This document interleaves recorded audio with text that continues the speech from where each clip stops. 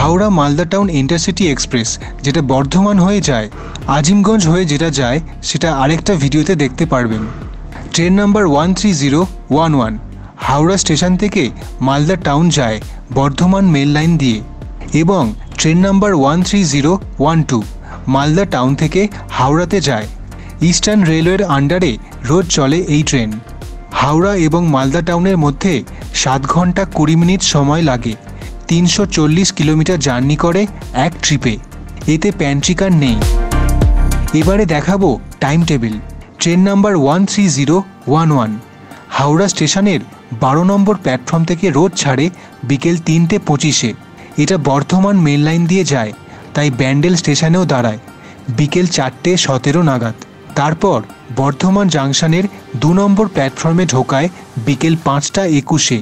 তারপর রামপুরহাট লাইনে মিশে যাচ্ছে। কোন স্টেশনে কখন দাঁড়াচ্ছে দেখুন। গুসকারা, ভেরিয়া, বোলপুর, প্রান্তিক, আমোদপুর জাংশন পৌঁছয় সন্ধ্যে 6:42-এ। তারপর সাঁইথিয়া, মল্লারপুর হয়ে রামপুরহাট জাংশনে দাঁড়াচ্ছে সন্ধ্যে 7:37 2 নম্বর প্ল্যাটফর্মে।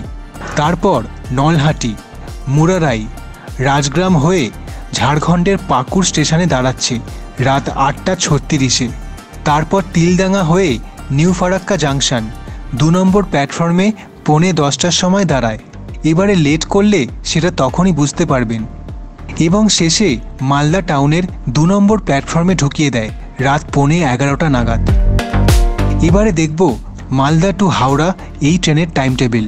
ট্রেন নাম্বার 13012 প্রতিদিন মালদা টাউন স্টেশনের 5 নম্বর প্ল্যাটফর্ম থেকে ছাড়ে ভোর 4:30 নাগাদ। কোন স্টেশনে কখন পৌঁছয়, কোন প্ল্যাটফর্মে দাঁড়ায় দেখে নিন। নিউ ফারাক্কা জাংশন, তিলডাঙ্গা, পাকুড়, রাজগ্রাম, মুরারাই, নলহাটি জাংশন হয়ে রামপুরহাট ঢোকে সকাল 6:52 1 নম্বর প্ল্যাটফর্মে দেয়। তারপর মল্লারপুর হয়ে সাঁইথিয়া স্টেশন ঢোকে সকাল 7:20-তে।